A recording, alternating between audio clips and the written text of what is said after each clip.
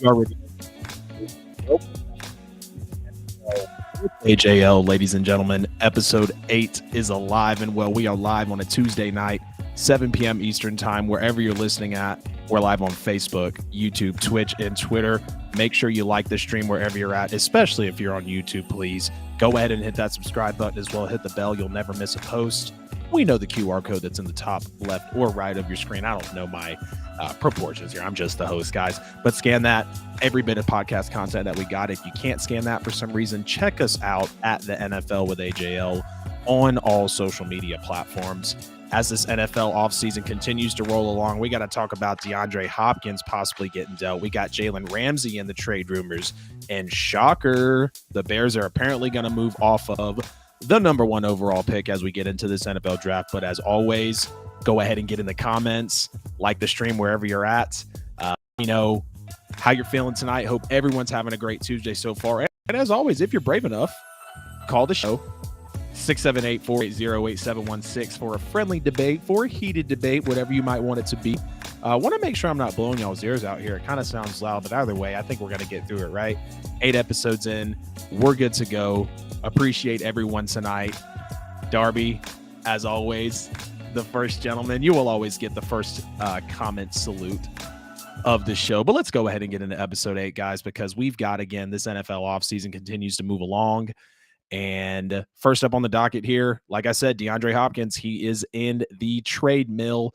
Whether the Cardinals move off of him or not, we do know that the Arizona Cardinals are potentially shopping him. And I hate to see this because I loved it when DeAndre Hopkins came over. Kyler Murray was clearly taking some steps with him. Kyler never really feel like, of course he did have that MVP season under him, but he never really took that leap and had as much production as I would have liked to see, obviously with DeAndre Hopkins there. But without further ado, let's talk about a good bit of teams here in the league. I'm not going to say a good bit, but some teams here, obviously. I want to make sure because I feel like I am just clipping right now. Let's knock this mic gain down just a little bit. There we go.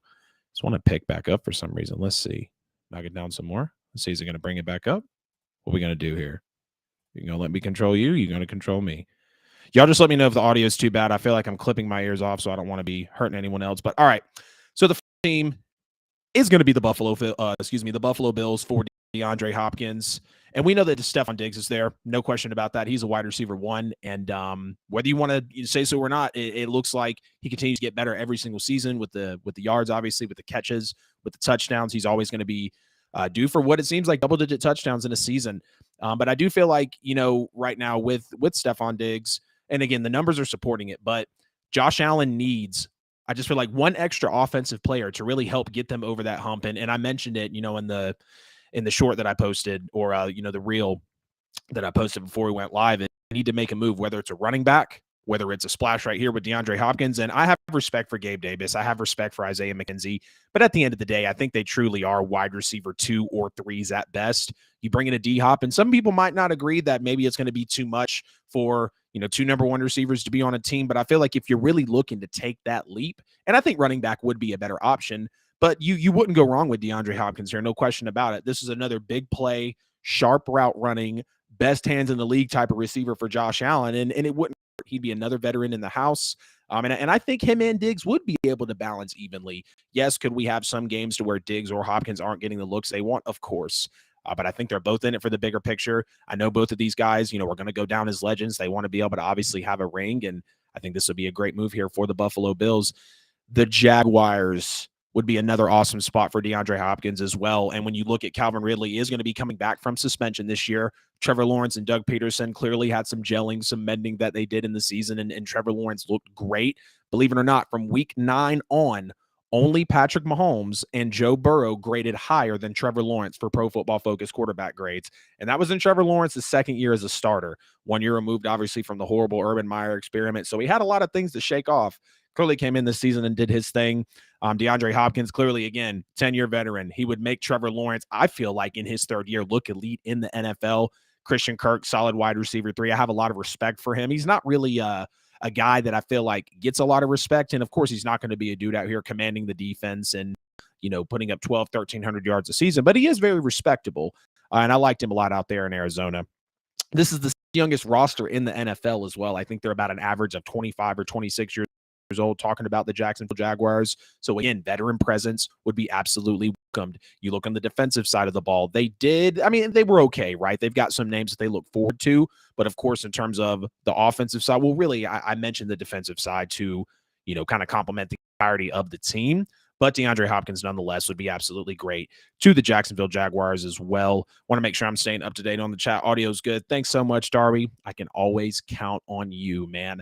Now, DeAndre Hopkins to the Ravens could be another nice possibility as well. Of course, they have to keep Lamar Jackson to make this something that would be even entertainable or for even anybody to listen to this take here. But this would give Lamar Jackson, again, an actual, for the first time in his career. Yes, I know there's been Mark Andrews. Yes, I know there's been Hollywood Brown, but Hollywood Brown was so hit or miss. Mark Andrews, obviously, if you blanket him, where do the Ravens go? Kind of having some of that running back unhealthiness, in the room the last few years. So bringing in DeAndre Hopkins, again, a big play, sharp route running, just over the top guy that could really, really benefit the Ravens here. I think he has the best hands in the league, by the way. The Hollywood Brown days weren't necessarily the nicest. Like I said, they looked good at times, but it did feel very inconsistent. And this would be the very first time that Lamar Jackson would be able to have an elite wide receiver one. Maybe you start those talks with DeAndre Hopkins early on so you can kind of incentivize Lamar to come back. I don't think Lamar wants to leave, but nonetheless, I would love to see this combo in the NFL, no doubt about it. Of course, an obvious one would be DeAndre Hopkins to the Kansas City Chiefs as well. I mean, Mahomes to D-Hop, need I say more, literally. Everyone would be tripping out if this trade absolutely happened, and everyone was tripping out when I was saying that Kadarius Toney is not a wide receiver one, but I mean, he just isn't. I think he was a reach in the draft. Yeah, he was solid at Florida, but we've seen the temper with him. Played good in the Super Bowl. Clearly, he's a champion now. Clearly, he had a couple of big plays, but I just don't believe Kadarius Toney is a wide receiver one. We know Travis Kelce is the focal point of the Chiefs offense. And DeAndre Hopkins, I just think, would be insane with an Andy Reid, with a Patrick Mahomes at their disposal, be able to work around him. And I feel like you could use him in that offense. You could use DeAndre Hopkins in any fashion, run a go route, run a curl, run an in, run a drag route, whatever you would want. Hell, even have D-Hop block. He's got the size, right? But DeAndre Hopkins, again, with Patrick Mahomes, need I say more? And then the last team that I'm going to go with here is the Green Bay Packers. And this is kind of like the Ravens. This is a big if the Packers keep Aaron Rodgers, if Aaron Rodgers wants to still be in Green Bay, which some people think he is. You can't turn down the 50 to 60 million that A-Rod is going to be looking at next year. But Aaron Rodgers to DeAndre Hopkins, I think, would be disgusting as well. That would really feel like a Devontae Adams, Aaron Rodgers 2.0 kind of matchup here. Same type of receiver. And again, I feel like that would incentivize Aaron Rodgers to come back to Green Bay with a 10-year veteran alongside Christian Watson, who clearly came around last season. Romeo Doubs took him a little bit to gel in there, but I could just see a really nice wide receiving core there. Again, with Aaron Rodgers throwing to them, it's always going to be a good day and a good outing. And just giving him a weapon, catering to Aaron Rodgers. We know that this is what Aaron Rodgers needs, and I'm not going to sit here and go on about A-Rod and say that he's this needy guy, but giving him someone like that. Look, Devontae Adams just got out of town and still put up almost 15 touchdowns and 1,500 yards with Derek Carr and a very, very shaky Raiders team. Bringing in a DeAndre Hopkins, like I say that to say Aaron Rodgers misses that. He wants that. I know he didn't want Devontae Adams to leave. There's no question about that. So being able to bring in a DeAndre Hopkins, to me, they're kind of the same receiver. Like, I would give D-Hop the hands over Devontae, but I would give Devontae the speed and obviously the route running over D-Hop. But I mean, I would take either one on a coin flip any day. And I know Aaron Rodgers would as well, and want to call him back also. Excuse me. Appreciate everyone that's in the show tonight. We're about 9 minutes in, and those are going to be my DeAndre Hopkins landing spots. Now, he does have a no trade clause, which could be a little bit risky, unfortunately. But at the end of the day, DeAndre Hopkins will more than likely not be an Arizona Cardinal. And I just realized I didn't even put the graphic up. So just to show everybody, that was the graphic there. It'll be easier on TikTok when I'm not cutting it. But either way, that was DeAndre Hopkins trade destinations. We'll go back through it real quick. The Bills would be great next to Stephon Diggs. I got respect for Davis and Isaiah McKenzie, but D-Hop is D-Hop. Josh Allen would love that. The Jaguars next to Calvin Ridley. Christian Kirk is there. Even Evan Ingram. Clearly Trevor Lawrence and Doug Peterson gelled. The Ravens, again, they would have to keep Lamar Jackson, but that would be major to give Lamar his very first ever wide receiver one in his career. The Chiefs, Mahomes, the D-Hop, need I say more? And then the Packers. It would really feel like an Aaron Rodgers, Devontae Adams 2.0. I don't know if it would be as good, but there would be a lot of similarities and comparisons with it early and often. Deandre Hopkins landing spots. Let me know what you think. Get in the comments. Do you think he's going to leave? Where is he going to go? Where do you want to see him go? Ladies and gentlemen, always, you can call the show 678-480-8716. Again, 678-480-8716. You can debate me. You can bring up whatever topic you like. It doesn't have to be the NFL. NFL is about 99.99% of what I eat, sleep, and breathe. But if you got something about the NBA, Major League Baseball, UFC, golf, boxing, whatever it is, come on the show. I welcome you to bring your topic. And with that, we will venture into our first sponsor break of the night. As always, ladies and gentlemen, we are sponsored by Buy and Sell with AJL. For all your worldwide real estate needs, make sure to contact them. The handle is there below and in the description, wherever you're watching this live, wherever you're catching us on YouTube. Whether you need to get a dream home, buy your dream home, you want to sell the house and get you some equity, or you want to add to your retirement plan and get you a rental property, Buy and Sell with AJL. Make sure you do contact them. Get on that exclusive newsletter that they write every single month, and you can never go wrong, and definitely stay ahead of the daunting media headlines. Now, as we roll through the show, as we roll through the NFL offseason, you did hear me mention at the beginning that Jalen Ramsey is officially, I don't know if you'd say on the trading block, but the news has come out that the Rams are open to trading Jalen Ramsey. And this is, again, pretty crazy because Jalen Ramsey, top 3 corner in the league, top 5 corner in the league, whatever you want to call him. We know that he plays well. He's got himself kind of an island over there. You can bring him in to protect the run. They obviously have also cut Bobby Wagner, which is very crazy to me. Best linebacker in the NFL, according to Pro Football Focus. Clearly been a legend, is a legend in the making, only a decade in the NFL, not asking for a whole lot of money. He's cut as well. And this all comes after really just 2 years removed from the Super Bowl. Bad Super Bowl hangover. Matthew Stafford was injured, might have to have Tommy John surgery. Sean McVay did say he's coming back, so that is good, but we will have to see what's going to happen with the Rams, and it looks like that they could be looking to close up shop here. So we're also going to talk about some destinations for Jalen Ramsey as well. But, again, it's just wild to know that Bobby Wagner, one of the best linebackers in the league, Jalen Ramsey, one of the best corners in the league, Wagner's gone. They mutually parted ways. They didn't cut him, but looking to shop Jalen Ramsey. Let's go ahead and start with it. The Cincinnati Bengals, I think, would be a great landing spot for Jalen Ramsey. They were 23rd in defensive pass yards last year, just a little over 229 given up per game. I think they needed a elite corner at the end of the day. Now, they do have secondary players the secondary players that are outside of Jesse Bates. Von Bell is pretty average. Eli Apple is pretty average. I'm sure the Bengals fans are going to roast me for saying that, but I watched both of those guys play in New Orleans. Darby, I know you did as well for a short time. They're not very impressive. I wouldn't depend on them in bigger plays, in big moments to actually come through. And maybe they have before, but I'm not going to depend on them on a consistent basis. And I've seen enough of their play. I know Ramsey would easily be the cornerback 1 here. And this would improve this defense drastically for a Bengals team that is put themselves into the conversation. A lot of hype around Joe Burrow and Jamar Chase. Zach Taylor is making a name for himself. We know what the Bengals are going to do and what they're coming to do in the NFL. I think the Chiefs will be a great landing spot for Jalen Ramsey as well. The Chiefs were 18th in defensive pass yards per game last year, and they have a pretty young secondary, but they're not too bad. They're fairly solid with the likes of Juan Thornhill. You got L'Jarius Sneed, the rookie, and Trent McDuffie, who wasn't too bad out of Washington. And then, of course, you have Justin Reed as well.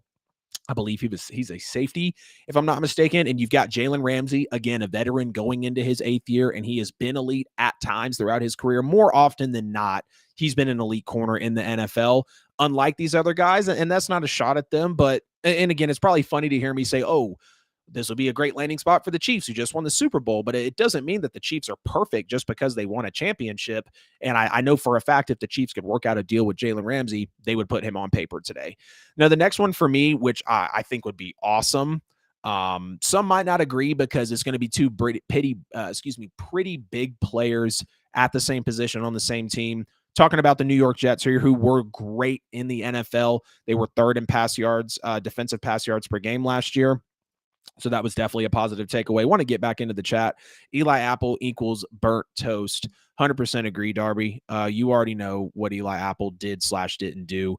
in those New Orleans days. But again, the Jets are third in defensive pass yards per game. And I know they have Sauce Gardner, but Jalen and Sauce on opposite ends, I think would just be really a top elite secondary in the NFL. And again, a veteran presence for a very young budding team with a young head coach, also a lot of energy. You feel like the culture is turning around. Jalen Ramsey, I really feel like would complement that Robert Saleh energy as well, because we've heard Jalen Ramsey in his Jags days, one of the best smack talkers out there. He kind of calmed it down when he came over to the Rams, but he can jab. We know that he can jab with guys either way. So the Jets would be solid. Not that they need it, but it would be a solid landing spot. I'm going to also mention the Ravens, who were the 7th worst in the NFL last year, 26th overall out of 32 teams in defensive pass yards per game. And the reason I say this might be a shock to some people, because I know the Ravens have been riddled with injuries over the last couple of years, especially in the running back and the secondary room. And that's a reason why I am actually coming forward and putting this out here, is because Marlon Humphrey and Marcus Peters have been banged up in those recent years. And even though, even though they have been banged up, I know they've been coming back, they've been playing as solid as they can, but the passing game or the passing defense has still looked bad. And Jalen Ramsey, I know, would supplement very nicely. You rotate these guys in and out, however you could work them in.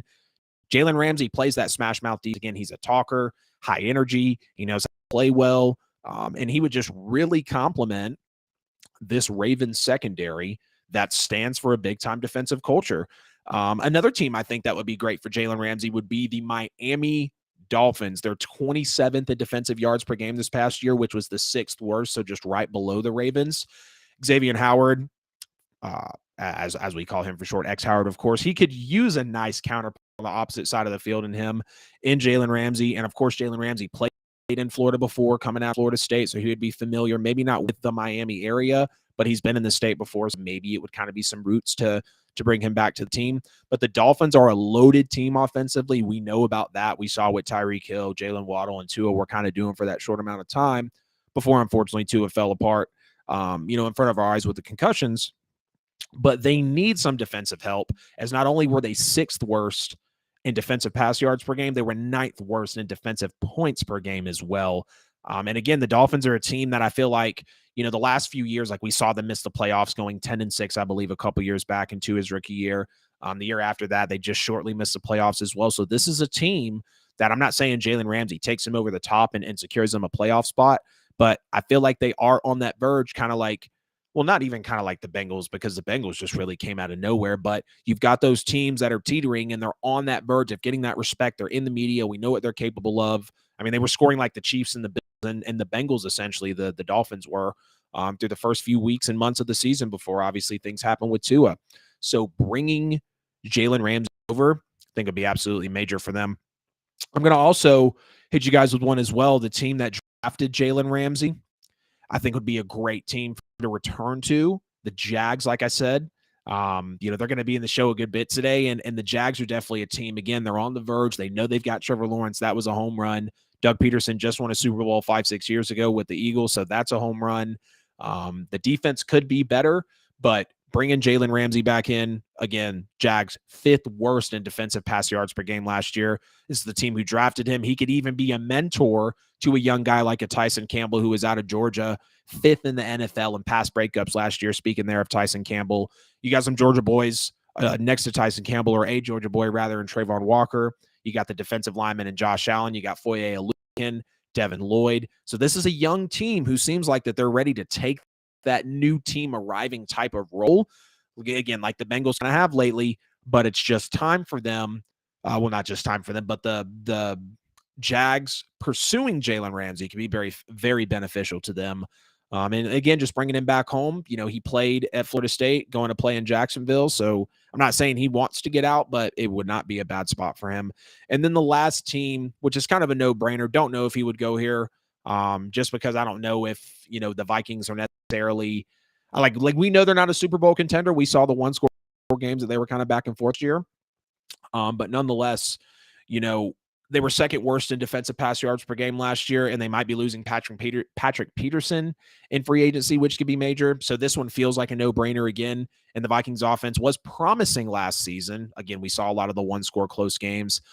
Kirk Cousins is solid. He's not a guy that's going to get you to, maybe it's a title game, maybe at the most it's a title game, but I don't see a Super Bowl appearance, let alone a win. So that's why I'm like, would Jalen Ramsey go here?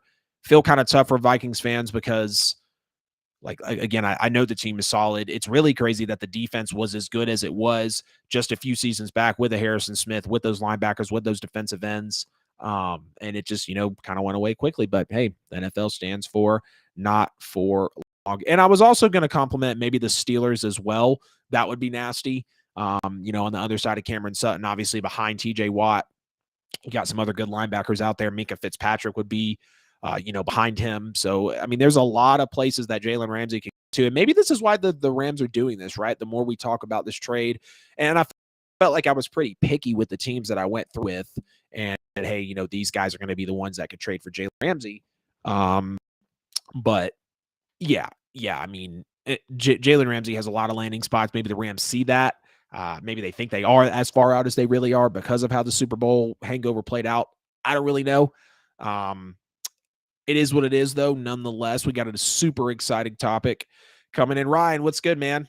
Good to see you tonight. Thanks for hopping into the show. I see we got 3 folks watching. Where are y'all watching me from? 2 on, what's it called? 2 on YouTube, 1 on Facebook. Ryan, I see you over there on Facebook, man. Thanks so much for popping in tonight. Tuesdays and Fridays, I'm live, man. 7 p.m. Eastern time.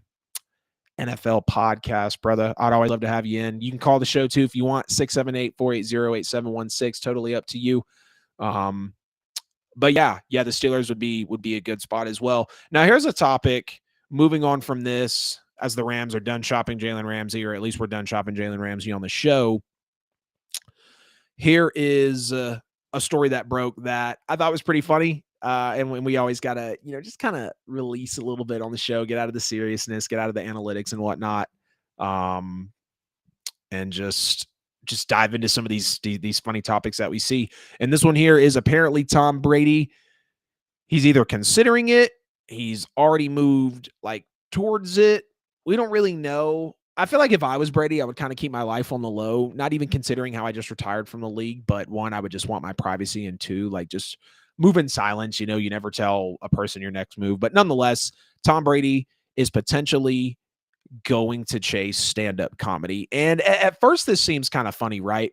Because it's just like, 1, why would you bring this up on the show? 2, would it even be great? What would be the context of the stand-up? But when I think about a guy who spent some of the longest time in the NFL, let alone in a professional sport, one of those most smash mouth, unforgiving, relentless, professional sports in the NFL, seeing how he was after the Patriots, having such a big move in his career, obviously going down as the greatest of all time, winning the most Super Bowls out of any person, let alone franchise in league history, seeing how he kind of changed a little bit when he went from the Patriots Tom Brady to the Bucs Tom Brady.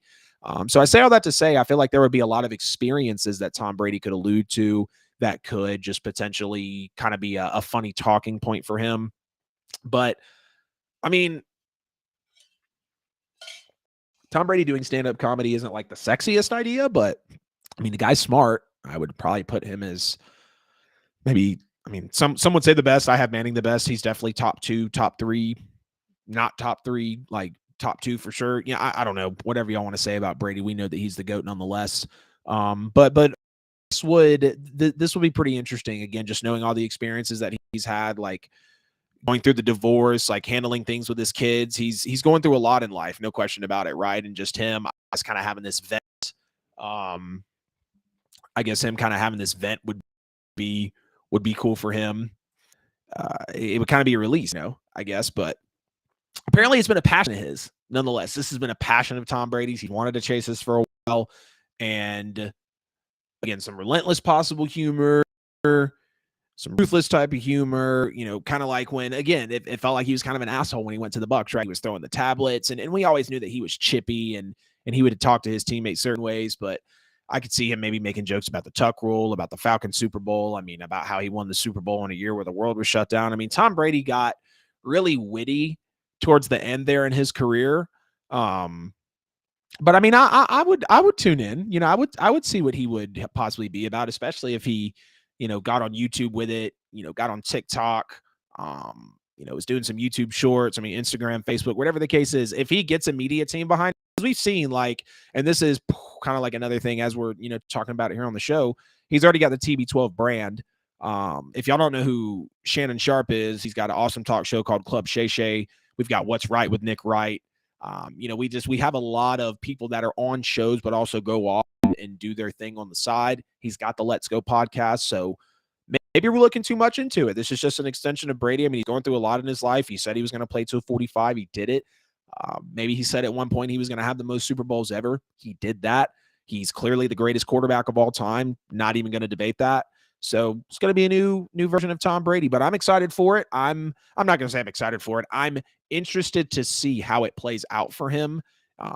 Considering this could turn into a business move again, get yourself on social media, get a team behind it, whether it's going to be, I actually saw Jeff Dunham, the guy who does a lot of the puppet comedy. If you don't know who he is, go look it up. Jeff Dunham, Dunham, Jeff, Jeff Dunham. I know I spelled it backwards, but either way you get it.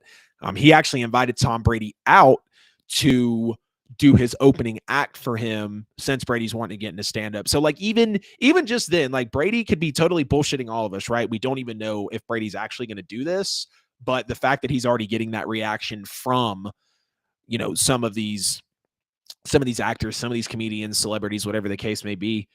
So my message, go for it, Brady. I mean, go for it, dude. You've lived a hell of a life. I think it would be cool if you've actually got the humor and the wits to pull it off, because we know that you've been an asshole in the past before. We know you're very witty. We know you have a lot of experiences. And you're very knowledgeable. You're very smart. So this could be something interesting. But y'all let me know in the comments, what do you think about Tom Brady potentially chasing stand-up comedy? He delayed that deal with Fox in order to be able to, again, we don't know the rumor. Apparently he's not going to continue to chase Giselle. Apparently he is, like I said, he's going to hold off for about a year or so from Fox. So it's going to be interesting. And this is going to be something that he puts into his journey. But ladies and gentlemen, you already know what time it is. Again, this is episode 8 of the NFL with AJL. We've been back for about 3.5 weeks now. And as I always, thank you to everyone that's on all the social media platforms, Facebook, Instagram, TikTok, YouTube. I need to give Twitter some love.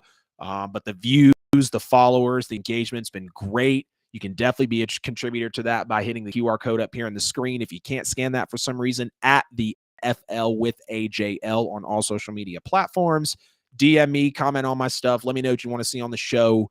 No matter what you got to say. I got people joining me about my hairline. I got people joining me about my takes. Got people joining me about being in my basement, which none are relevant and or true.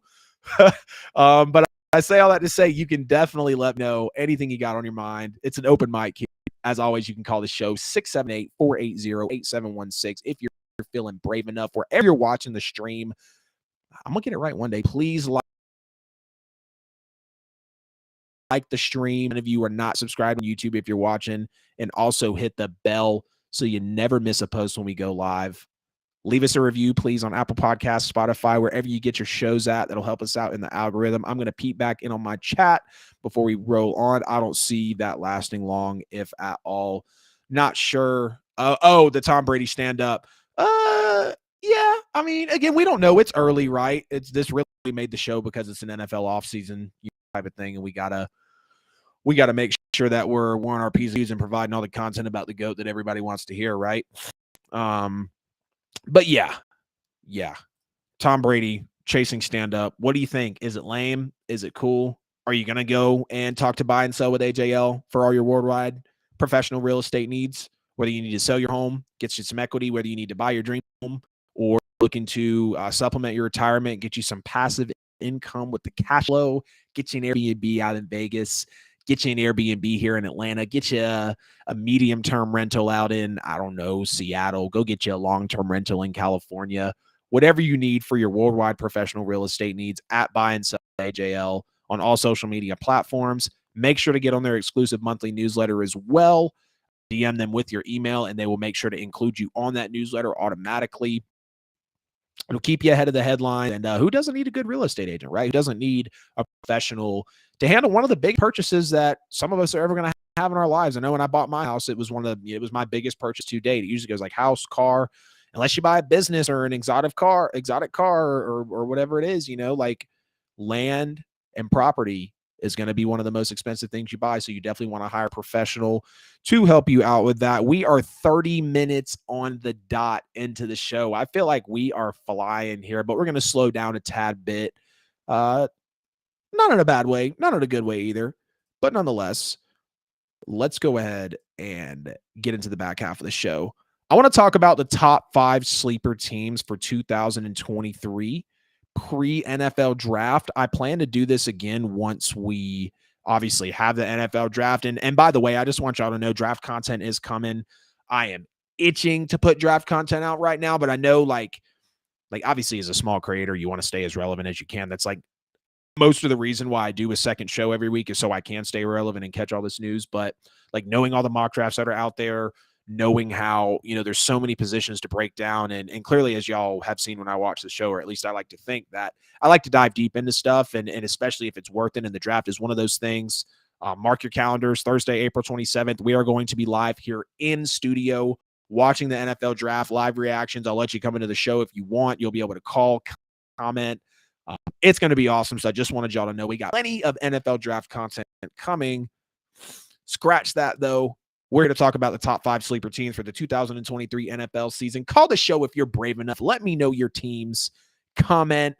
Let me know who's the biggest sleeper, who is nobody talking about right now before we get into the 2023 NFL season, before the draft unfolds on us. Number 1, this team might not be a sleeper for y'all, but nonetheless, and the reason it might not be a sleeper is because so many teams are talking about it. But number 1, go ahead and give me those Jacksonville Jaguars. We know what Trevor Lawrence and Doug Peterson have been doing. Again, Doug Peterson won a Super Bowl 5 years ago. Trevor Lawrence took a big leap in his second year. I think he's going to officially have everyone convinced that he has arrived by next year. Calvin Ridley's coming back from suspension, so that's going to be major. Travis Etienne showed major problems coming off of his injury. I thought Travis Etienne was the best running back in the draft, and he looked great this past season with over 1,000 yards. Looking good in the game, had some touchdowns as well. And their defense, again, has some names that you would really, really have respect for. Josh Allen on the defensive line, Foye Oluokun, who's a linebacker that came over from the Falcons. You've got Devin Lloyd as well. Trayvon Walker, the former number 1 overall pick. And then you've got Tyson Campbell also, who was in the second round, corner out of Georgia. So you definitely got some players on that defensive side of the ball. Like I mentioned, they were 12th overall in defensive points per game and defensive rush yards per game, but their total yards and their passing yards for the defense, they were bottom 5 in both of those. So clearly not too great in that aspect. And they did. People forget. I know the Chargers blew the lead. I get it. Ha, ha, ha. The Chargers chargered Brandon Staley, Justin Herbert, Keenan Allen, whatever, right? They still had that comeback under a Trevor Lawrence, under a Doug Peterson, under a young team. And they still only lost to the Chiefs by 7 in the divisional. And obviously the Chiefs were the actual Super Bowl champions. So there's a lot of promise with this team right here. Again, I said it earlier in the show, after week 9, Pro Football Focus graded only Patrick Mahomes and Joe Burrow higher than Trevor Lawrence at the quarterback position. Trevor Lawrence is definitely reigning that number 1 pick status right about now. Go get him DeAndre Hopkins. Bring in Jalen Ramsey. I feel like by the time the draft happens and the season starts, the Jaguars, hell, they might be top 10 in Super Bowl odds for all we know. Definitely a team that's heating up.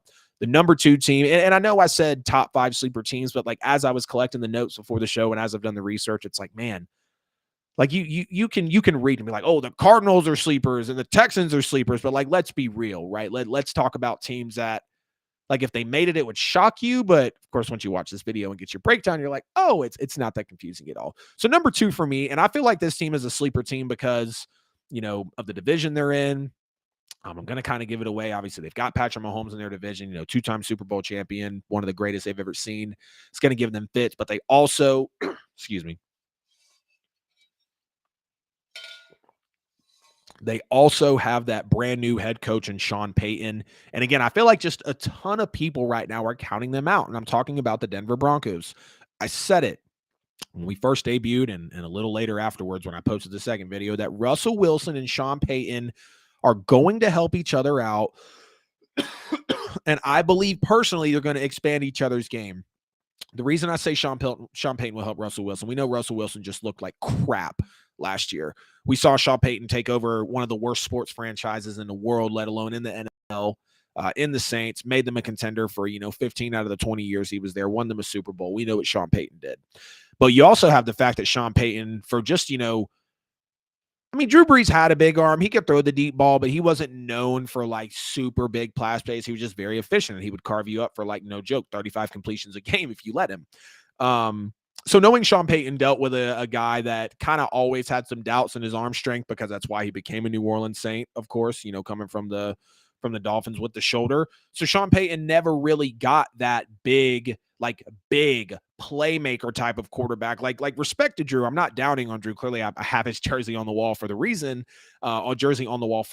but like the big plays that Russell Wilson can make, especially on the move, ad-libbing, like, love you, Drew, but that just wasn't something that was in Drew's game at as high of a level that it was in Russell Wilson's game. So I feel like when you couple that with what Sean Payton has done in his NFL career, clearly one of the most insane, legendary, creative offensive minds we've ever seen, that's why I personally believe that the Browns are going to be okay.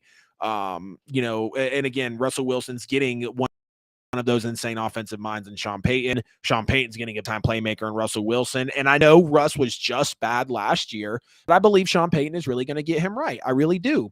There's a very good defense here in Denver. There's no question about that. And Sean Payton just brought in Vance Joseph, which was kind of a head scratcher to me, but I get it. Former coach, maybe you're just bringing in some culture. Guys that would listen to him. He coached shortly after the Super Bowl season and then left with I think he won like 33% of his games. So that's kind of confusing. Also know that they brought in the quarterbacks coach as well. So there are some things that Sean Payton's doing to where maybe that's why people aren't, and I'm not even high on the Broncos, right? But aren't as high on the Broncos as I am. I personally see them being the second best team in the AFC West. Y'all can think what you want. I know the Chiefs are going to be, far and away above them. But if the Broncos won 11, 12 games next year, I would not be shocked. Like, I firmly believe that team still has it in them. Like, don't forget about Jerry Jeudy and Devontae Williams and Cortland Sutton and Sean Payton mending Russell Wilson. And we know what the defense has been for the last 3-4 seasons. They were just suffering from Drew Lock and Teddy Bridgewater and whoever it was out there in Denver, but I'm excited to see Sean Payton work all this out. Team still not freshly sold, but they were sold last season, new quarterback. And again, I said it, the Broncos are not going to be as good as everybody thinks. They had a lot of noise going on. It's time for Sean Payton to clean it up. I'm not even saying AFC title game. I guess maybe that would define a sleeper, but again, just a team that no one is really talking about right now that I think is going to impress a lot of people. Put me down for the Denver Broncos. Give me some of that stock. Now, another team, I'm going to rebound with another big take here, but I want to check the chat first. Nope, I'm not forgetting about anybody, so let's go ahead and roll on. Give me the Cleveland Browns right here. Let's not forget that they still have Kareem Hunt. They still have Nick Chubb. Amari Cooper's there. Clearly, Donovan Peoples-Jones, David Njoku. We know some of the players that are on that offense, but more importantly, that entire defensive front seven is still intact with, Myles Garrett, Jock, Jeremiah Owusu-Koramoah, the linebacker. You got Denzel Ward, Grant Delpit, and Newsome on the back end, in the secondary. And those are fairly younger guys that were just brought over to the team, let alone brought into the league not too long ago. I vividly remember the Delpit and the Greg Newsome pick. I remember the Jock pick as well. Myles Garrett, number 1 overall pick a few years back. So this team still has plenty of people on it to where, again, I'm not calling for an AFC title game or a Super Bowl. But if the Browns won 10 to 12 games next year, I wouldn't be shocked. And I know you're probably, well, what about Deshaun Watson? Here we go.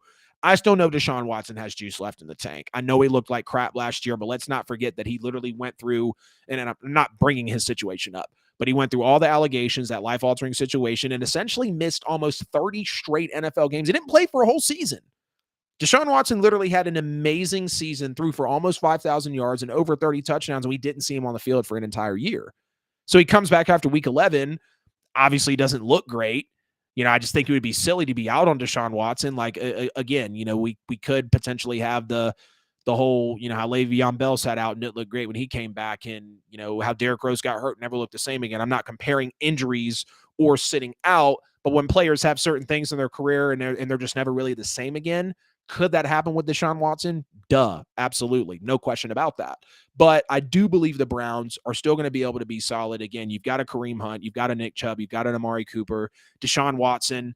I really should have put him in my top 10 quarterbacks for next year. I probably got him just below Smith. I've got him better than a Kirk. I've got him better than a Dak. It's the whole reason I had Aaron Rodgers number 2.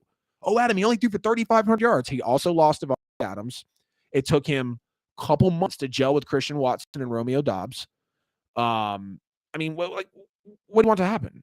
You know, like what do you want to happen? You know, Aaron Rodgers is still the second best quarterback to me because he's just one season removed from back-to-back MVPs. I'm still going to have faith in Deshaun Watson because of what I saw from him. He didn't even spend a full 5 years, solid years in the NFL. I think he had 3. He had 3 great years, missed one, had a little over 1,000 yards after coming back after week 11. So the Browns are definitely going to be a sleeper team to me. The next team that I think is going to be a sleeper, I want to check the chat real quick here. Browns ain't it, broski. I mean, with everything I just put out there, bro, I can't really deny it. You know, I feel pretty confident, not to, you know, like lower you or anything. I feel pretty confident in that take, though. I mean, like, yeah, the contract could potentially go down as the worst in NFL history. And some people said I was petty for saying that, but here's the thing. If Deshaun Watson doesn't take you to at least one Super Bowl, just take you to at least one Super Bowl. I think you have to win at least one and go to at least 2, but I'm going to be nice. Just take you to 1. And I'm being nice, might be being too nice, whatever. But you know, like outside of the contract, Deshaun Watson's still a solid player. And I know I can't, you know, confidently say that or whatever, but we know what Deshaun Watson was, you know, before all that happened with him. So I'm going to feel pretty good about that Browns team there. Had to make sure no one was calling the show. Another team that I think could be so that's really like my 3 sleepers, right? My 3 big sleepers are going to be the Jaguars, the Broncos, and the Browns. A couple teams that could be sleepers, but they're just not completely rounded. Like I look at the Browns, they're rounded on both sides of the ball. I don't care what you say. They just had a weird season because they didn't have their quarterback for 11 games. The Broncos just hired Sean Payton to fix Russell Wilson. I think will be no problem. I'm not going to say this. Oh, it's going to be super back to, you know, superstar 40 touchdown Russ. No, I'm not saying that. But if Russell Wilson again came forward and threw for 4,600 yards and 28 touchdowns, like I wouldn't be shocked. You know, that's Russell Wilson. That's what you've seen out of him. And then the Jags obviously just, you know, really surprised all of us and played with a lot of house money this year. But the first team I'm going to say that I'm kind of on the fence about is the Steelers. And it's going to be because of Kenny Pickett. You know, Kenny Pickett did show a little bit of promise. He still had 7 touchdowns and 9 interceptions at the end of the day with under 2,500 yards in 12 rookie starts. And I know it took him a minute to obviously get the reins handed over to him. Of course, Mitchell Trubisky, which Steelers GM says he wants Trubisky to be a Steeler forever or for as long as he can or whatever. I don't know. But yeah, you know, Kenny Pickett, he's solid. Ryan, if you catch this video, I know you will. Love you, man. The Steelers are solid, but I don't know if I can put them as a sleeper team yet. We know what the defense is. TJ Watt, you know, Sutton in the secondary, Minka Fitzpatrick. I already said that they should go get Jalen Ramsey. You know, George Pickens looked great in his first year. Najee Harris looked awesome in his first year as well. You know, some Georgia and Alabama boys just tearing it up on the offense. And a guy like Mike Tomlin, he's a legend. You know, he's a GOAT. He's one of the best we've ever seen, never had a losing season.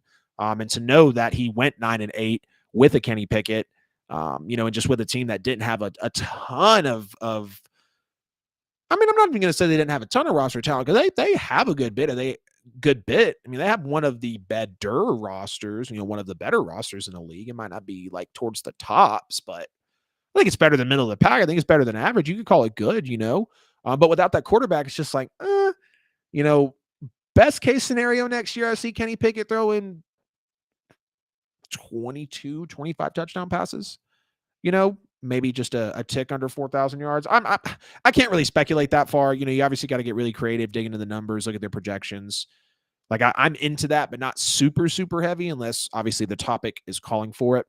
And then I can turn into that numbers aficionado, right? But yeah, with Kenny Pickett, it's just going to be hard to see this team like actually contending for something. Another team I would say here, you know, I wanted to put them in the conversation, but question at the quarterback position is going to be the New York Jets. Clearly, Zach Wilson's not it. People like Mike White more than Zach Wilson. Joe Flacco is a lost cause. And, you know, it's kind of like the Steelers and the Lions. They got multiple offensive pieces that are young, but no real solid quarterback situation unless New York goes and grabs Lamar Jackson or Aaron Rodgers, which we heard reports that they'll go all out to sign Aaron Rodgers. And I think Lamar in New York would be solid as well. I'm not even going to say that it wouldn't be, right? The defense, the offensive players that they have overall. But yeah, I couldn't put the Jets in there yet either. Just because, again, quarterback position question mark, no quarterback equals no threat in today's NFL. I wanted to say the Commanders also, and that might be a shock to a lot of y'all, but like they do have some promise in the roster, a little more than I gave them credit for recently. There is some on that offense that does complement that defense. So again, playmakers on both sides of the ball. They just cut Carson Wentz, though, which we'll probably get into for the next episode. They could be potentially vying for a quarterback at the 16th overall pick, I think they have in the NFL this year. There's just a lot of question marks at that quarterback position as well. They can say that Sam Howell's the guy, but he's not. I get it. Eric Bieniemy just came in there, and that could be a reason you would want to put them in the sleeper conversation. And that was kind of a driving force for me. And I believe Eric Bieniemy could have that effect to where, he could draw a quarterback in. I'm not going to, name names, but people could want to go play for Eric Bieniemy. I think he's the soon-to-be head coach for the Commanders probably after this season. And it's going to break the headlines. We're all going to freak out about it, but I told y'all that's what he was doing. He was looking at the bigger picture when he went over to Washington. And then, the last team that I really almost put them in there, like for sure, and kept the Steelers out, but I'm going to have to keep the Lions out as well. And again, I wanted to put the Steelers in there because or the Steelers over the Lions because the Steelers have a lot of talent, or they have more talent than the Lions. I think they're better ran. They obviously have Mike Tomlin. Now the Lions do have the better quarterback in Jared Goff, who clearly played well this past season. I was very shocked, but also not at the same time about that. Plus the Lions might have the worst ran defense in the NFL. I think they were bottom 5 in all major categories. They were just absolutely horrible. I think they were dead last in the league in yards given up per game. So take that for what it is. So my 3 for sure sleeper teams are the Jaguars, the Broncos, and the Browns. 4 teams that if they got the quarterback situation correct, I could definitely put them in sleepers, and maybe they wouldn't even be sleepers at that point because of them actually having quarterbacks. That's going to be the Steelers, the Jets, the Commanders, and the Lions. Y'all get in the comments. Let me know what you think about my sleeper teams for the 2023 NFL season. Are they right? Are they wrong? Do they make any sense to you? Again, if you're brave enough, make sure to call the show 678-480-8716. Wherever you're watching the stream live, please give us a like, whether you're on Facebook, YouTube, Twitch, or Twitter. Excuse me. Like the stream, please subscribe on YouTube, hit the bell as well. You already know about the QR code for every bit of social media and podcast content. If you can't find us, you're just not looking hard enough. At the NFL with AJL, it's the exact same across all platforms. I even think if you search that in your podcast platforms as well, you'd find it. Please leave us a review on Apple Podcasts, Spotify, wherever you get your shows at. If you can't find my show, but you watch us, like if you can't find the podcast, but you watch us on social media or you watch us live, let me know. I'll make sure to get the show on there for you. And without further ado, let's go ahead and get into the last topic of the show here. We talked about Justin Fields last week. This one really isn't a surprise, but the Bears are now officially shopping the number 1 draft pick, which, yeah, water's wet as well, right? No shocker for that. But what should they actually do with this pick? What should the Chicago Bears actually do with the number 1 overall pick? And apparently, I think it's been 12 times that the pick has been dealt before draft day. We recently saw the Falcons jump up in the early 2000s to take Michael Vick. We obviously saw the Rams move up from 15-1 that one year to take Jared Goff number 1 overall. So we've seen some action. We saw the Dolphins obviously manipulate draft a few years back, I think with I think the Texans did it to the Dolphins, and that's what channeled into Laramie Tunsil. We've seen the Niners in recent years jump up for Trey Lance. So we've seen a lot of, draft day activity, and the Bears now find themselves in another position. They are apparently, quote, leaning towards trading the number 1 overall pick, and they have received multiple calls on it. So of course they're going to listen. And again, y'all know how I feel about Justin Fields. I think he's the guy. I love the athleticism. He's now only the 3rd quarterback outside of Lamar Jackson and Michael Vick to have over 1,000 yards rushing in an NFL season for a quarterback. So that's clearly remarkable there. But, and again, I think Justin Fields is the guy. He hasn't had a consistent offensive weapon. He hasn't had consistent coaches. He's had 2 coaches in years. Clearly, this coach just got him the number 1 overall pick. And I'm not saying that Eberflus was supposed to do amazing things with this team, but, 3 wins. I mean, it is unfortunate, but it is what it is at the end of the day. I do think that them leaning towards the number 1 overall pick, though, is good. They need to keep Justin Fields. Again, the head coaches, the offensive weapons. Like, get him some consistency. Go check my short and my video that I just posted about Justin Fields actually needing more time, because you look at the fact that Josh Allen and Jalen Hurts there for a second had a lot, or not had a lot of time, but, we're kind of getting doubted. We had questions about them. Josh Allen gets Stephon Diggs, looks good. Jalen Hurts gets him with Devontae Smith and A.J. Brown, clearly looks good. Sorry, y'all. I just didn't want to have some potential nose runnings here on the live show.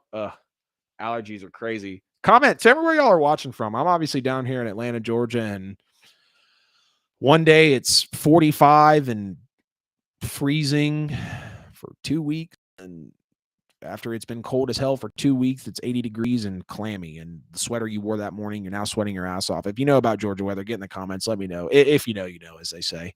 If you don't know, you probably don't want to know. I don't like Georgia weather, but it's cool here. Born and raised my whole life. But anyways, back to the show. So yeah, I do think this is good. And when you look at, like, they need everything, right? They need to get offense for Justin Fields, trenches. They need to get a corner. Like, they literally need everything, right? But not a quarterback. And so when you look at, like, they could drop to second, I want to take a look real quick at the NFL draft order here, just to make sure that I have everything right. So, when you take a look that they could trade down to the Texans, who are the second in the draft, and they could jump up to take that Bryce Young, that Anthony Richardson, that Will Levis, that CJ Stroud, who's a lot of conversation about who's going to go first overall. Obviously, you have the Colts at 4. They could trade down with them. But I think moving down multiple times in this draft is going to be ideal, because when you go and take a look at the big board, Bryce Young, Jalen Carter, Will Anderson, Will Levis, CJ Stroud. But when you start to look, obviously they're not going to go quarterback. I don't know if, you could take Jalen Carter or Will Anderson number 1 overall. I wouldn't be the biggest fan of it. And that's why I think you should trade down, because, again, just taking an edge rusher like number 1 overall, I get it. It's been done before. Like, we've seen the Aiden Hutchinsons, we've seen the TJ Watts, we've seen the JJ Watts, and I don't know exactly how high those guys were drafted, but for instance, Aiden Hutchinson, number 2 overall last year. It was a good pick. Aiden Hutchinson was great, 9.5 sacks, awesome rookie year, but it's just a position that the Bears are in. Like, would it really be worth it to go with Jalen Carter or Will Anderson, number 1 overall? And I used to think that it was, but then just things have changed out, and played out and changed up kind of a good bit, for the Bears. So it's just like,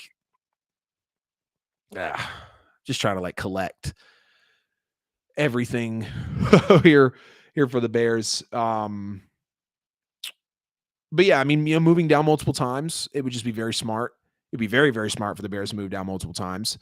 I wouldn't necessarily want them to spend the number 1 overall pick on a player. Drop down. Don't do Jalen Carter. Don't do Will Anderson. And maybe if you even move down and manipulate it enough that you could get maybe both Will Anderson and Jalen Carter. I know it's crazy. It probably won't happen like that. I actually saw a Bears fan comment that on a video as I was doing some research. But, again, you look at the fact that there's plenty of holes with this Chicago team, but the offense has to be a priority. And to know that, this is where I was getting at when I kind of just lost my train of thought, to know that the Bears have went, heavy defense. Like, it's unfortunate. That's what they do in the draft. They draft defense, right? And I get that that's part of their culture. That's kind of who they've been for a while, or always been. But, like, Justin Fields is in the house. He's talked about how he would like a Jackson Smith and Jigba. I know you're not going to get him, or you're not going to pick him that high considering where you're at, but, like, listen to him. Get him some players, buy in on some guys for him. Go make a move for him. Probably not sexy, but Deandre Hopkins to the Bears, I'm here for it. If you're talking about giving that to Justin Fields, okay, we saw what it did for Kyler. Again, we saw what happened with Jalen Hurts when he got a receiver. We saw what happened with Josh Allen and Stephon Diggs as they gained each other. And I do think DeAndre's, already at a higher level, but just in terms of getting Justin Fields up there. But, like, it is unfortunate, and again, I said it in the last video about this, is you steal the draft. Like, I said it, I was hype as hell. I thought the Falcons should have either drafted Justin Fields at number 4, or they should have traded down. I actually said that year that they should have traded down because they still had Matt Ryan at the time. I still believed in Matt Ryan for the situation he was in. So knowing now that the Bears could trade down and be able to benefit off of all this. God, I feel like I'm losing my train of thought as we get through this topic. But yeah, it's just like seeing how the Falcons had everything in their grasps in that one NFL draft at number 4, and they could have used a lot of roll to trade down, and they didn't. I think the Bears can be in the same position here. You got to go get offense. You have to go get Justin Fields some offense. I get it. You might want to start from the interior with the line, wherever you think your foundational pieces are, but I want to see Justin Fields get some help. Bears need to go O-line and project Justin. 100% agree with you there, Darby, but trade down for sure. Yep. No question about it, man. And again, I think this news broke at the right time. It's leaking at the right time, right as the NFL Combine's coming up and it's starting to unfold, which is where a lot of scouts and a lot of teams congregate together, to be able to talk about things, which I don't like. The Combine is great. That's obviously your raw skills, 40-yard dash time, elusiveness, quickness, all that. The Combine is good. I don't go crazy over it, and I'm definitely not even going to talk about a pro day where guys are throwing in shorts with no defenders or wind. Like, come on now. The Combine's worth more than the pro day, but essentially it's both of them like, I'd like to see you in the Senior Bowl or, how you really played in your big time games in your college career. But again, trading down is a must, manipulating this draft, getting some steals and some package deals as you move down. I really feel like puts them in the driver's seat because you've got Washington looking for a quarterback. Sam Howell's not their guy. Ryan Tannehill might be not a Titan next year. So you've got the Titans that could be looking for it. The Bucs are clearly, like, they say they're rolling with Kyle Trask, but are they really? The Panthers obviously are looking for a quarterback. Frank Reich has been really wanting to mold his guy. I don't think he wants to get a Band-Aid veteran quarterback. You got the Falcons as well, who actually just cut Marcus Mariota today. So maybe they could be moving forward with Desmond Ridder. But nonetheless, the Falcons could be a person that's calling. You've got the Colts as well, the Texans, the Raiders. These are all people that are going to be fiending possibly over these top 4 picks because let's be real. If 4 quarterbacks were taken in the top 4 picks of the draft, depending on how trades play out, that's not going to be a surprise. There are 4, as of my judgment right now, there are 4 first-round NFL quarterbacks in this draft. So you're going to have people fighting over this. Like, this quarterback draft is one of the best, and not one of the best, but one of the better in recent memory. Like, as you compare it to that 2021 draft, I believe it was, with the Justin Fields, with the Trevor Lawrence, with the Trey Lance, with the Zach Wilson, like there was a lot of hype around that, and the Bears having this number 1 overall pick, they're in a prime position. They could really make some things happen. And I feel like a timeline that we could see a deal be done for the Bears is, right after we had that first big surge of free agency, we see, kind of how the Chargers just took it all over last year. After those first few big surges, players are signed, money's dealt out, this, that, and the third, because the league years start to think on March 15th, if I'm not mistaken. Obviously, it'll be breaking news as things happen. But yeah, this is I think, it breaks at the right time. You've got plenty of positions to be able to move down into, especially considering how much you actually need. Again, I think it's breaking at the right time because of how the Combine's about to happen. You could see a deal happen shortly after free agency, that first big surge of free agency leading up to the draft night. But I will say the Bears do need to be prepared in making a pick at the number 1 overall position, which if they did, I'm probably going to lead Jalen Carter or Will Anderson, which again, it's not sexy to me. Number 1 overall pick going defense. Maybe that's what they want to do. I don't know. I hope they're smart. I hope they trade back. I really, really hope that the Bears are just really knowledgeable with this pick. I want to check back into the chat before we get out of here tonight. The Saints should have kept their 10th pick. We could be trading up for a quarterback. Yeah, Darby, you just want to piss me off before we get off the show, huh, bro? Because I feel the same way. And I said it when we first debuted back a few weeks ago. You take the 29th overall pick, you try to package Michael Thomas, maybe Caden Ellis in next year's first round and just try to move up, Yeah, I know you're trying to piss me off right before we get out on the show with you replying yes there. But yeah, I wish you would have kept the pick, man. Still can't believe we just traded CJ right before the season ended, man. Traded Chauncey Gardner-Johnson right before the season ended. But ladies and gentlemen, it is going to wrap up episode of the AJL. I appreciate everybody tuning in. Wherever you're watching the stream live tonight, please make sure that you like it. If you're on YouTube, subscribe, hit that bell so you never miss a post. The QR code will take you to every bit of social media content that we've got and podcast platforms. Please leave us a review, follow on social, hit me up in the DMs about what you want to see on the show, what you thought about it. If you can't, use that QR code at the NFL with AJL on all social platforms. This was episode 8. I super appreciate everyone. Don't forget, we are sponsored by Buy and Sell with AJL for all your worldwide real estate needs at Buy and Sell with AJL on all social platforms. Get on that newsletter. They've got you covered. This was episode 8. I appreciate you guys. We will be back on Friday. March will officially be upon us. God, I think it'll be what? March 3rd? 7 p.m. Eastern time live on all the platforms. Thanks again, ladies and gentlemen. The NFL with